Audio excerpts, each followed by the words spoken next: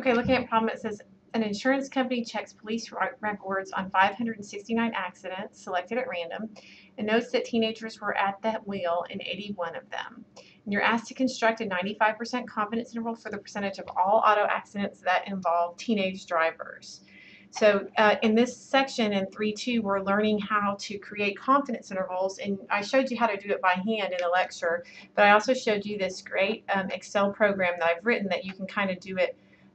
You can just input the different information that's given to you about the problem, and it will construct the confidence interval for you.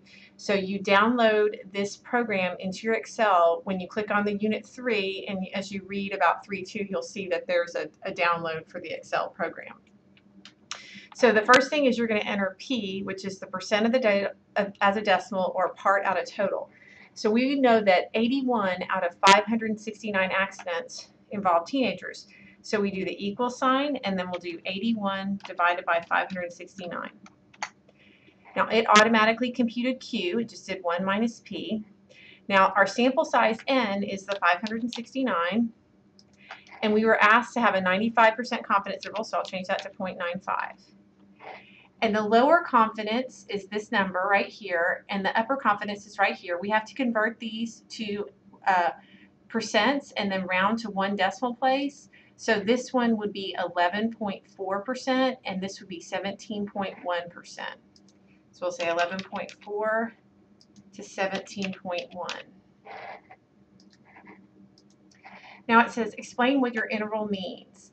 So what that means is that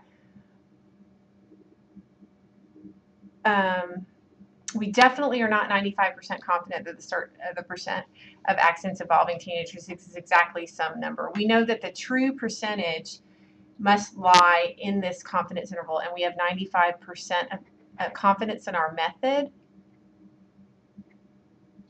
And so that's going to be choice A.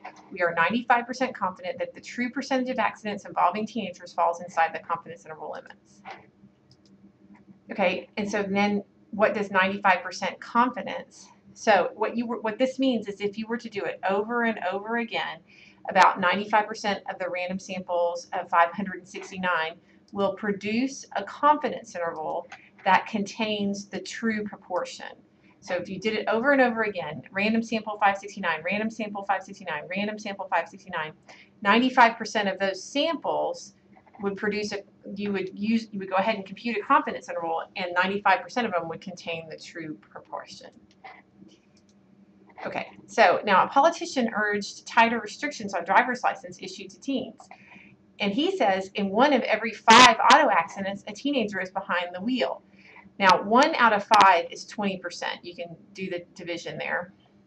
1 divided by 5 is 0.2. And so he's saying that 20% of the auto accidents involve teenagers. But notice, 20% does not fall in your confidence interval. So he is incorrect in his statement. So the confidence interval contradicts the assertion the figure quoted is outside. So let me just...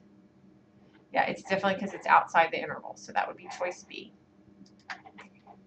Okay, so I hope that helps you with this problem.